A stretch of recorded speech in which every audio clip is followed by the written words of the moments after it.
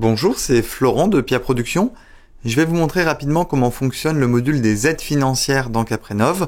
On se situe dans la partie estimation économique qui elle-même est à la fin d'un scénario de rénovation. On a déjà saisi le logement existant, vu le bilan énergétique et simulé des travaux.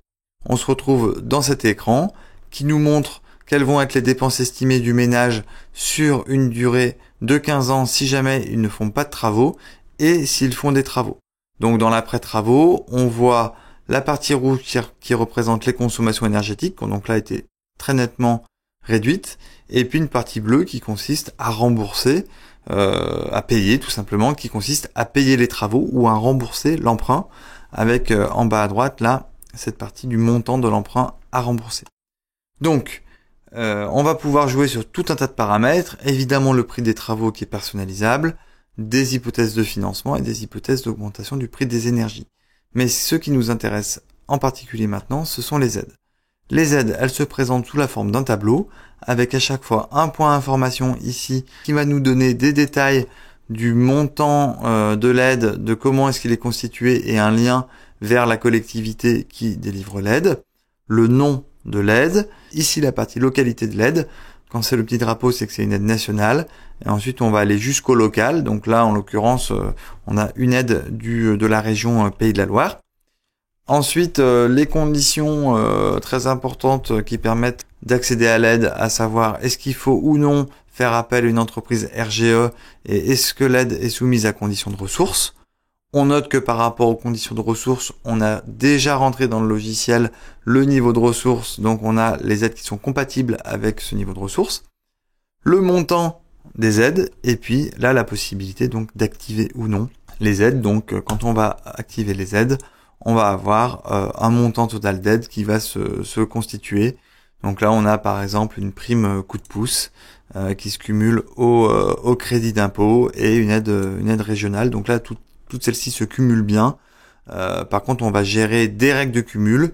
Par exemple, si je décide d'activer agilité, là ça fonctionne, mais sérénité va me dire que c'est incompatible avec les planchers bas. De même, on va avoir le montant du crédit d'impôt qui va se mettre à jour à chaque fois. Donc là, en l'occurrence, si je rajoute suffisamment d'aides, on voit que le montant du crédit d'impôt bouge ici. Sur ce point d'information, vous avez toute l'explication de comment on obtient le montant final du crédit d'impôt. Finalement, c'est tout un travail de venir optimiser le bouquet, le panier d'aides, mais on se rend compte que selon les cas, on peut vite obtenir des sommes qui sont non négligeables. Donc ça vaut le coup quand même de s'y pencher un petit peu et d'aller voir à chaque fois les conditions, chaque aide, éventuellement d'appeler les collectivités pour s'assurer que le projet va être éligible. Évidemment, on ne se substitue pas dans Caprenov aux collectivités, c'est-à-dire que pour garantir que cette somme sera bien disponible, il faudra aller voir chaque collectivité qui délivre l'aide et s'assurer qu'on va déposer un dossier qui est conforme. Mais en tout cas, on va avoir donc des aides plus ou moins conséquentes en fonction des projets. Derrière, on va pouvoir valoriser des certificats d'économie d'énergie. Donc là, je ne vais pas rentrer dans le détail, mais on a une estimation selon un calcul automatique. Et puis donc la notification qui vient de me dire que le crédit d'impôt avait été recalculé.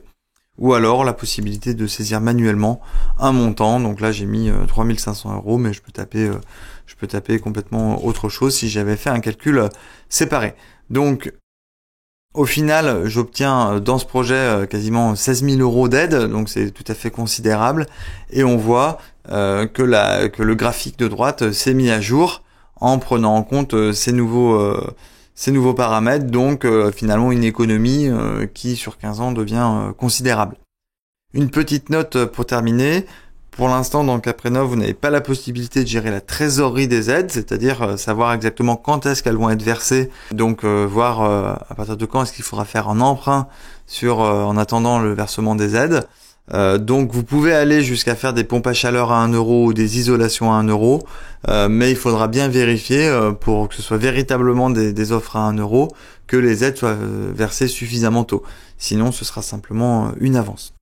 Une dernière chose, les éco-prêts sont gérés dans la partie financement et non pas dans la partie aide, puisqu'il s'agit d'une aide au financement, et donc cette partie est gérée ici sur la partie éco-prêt à taux zéro. Voilà, c'était une vue d'ensemble du fonctionnement des aides dans Caprénov. Ces aides sont mises à jour une fois par mois au minimum. Donc je vous laisse faire une demande d'essai si vous voulez voir comment, dans votre cas, dans votre localité, les aides fonctionnent pour une diversité de projets. Bonne fin de journée et à bientôt, au revoir.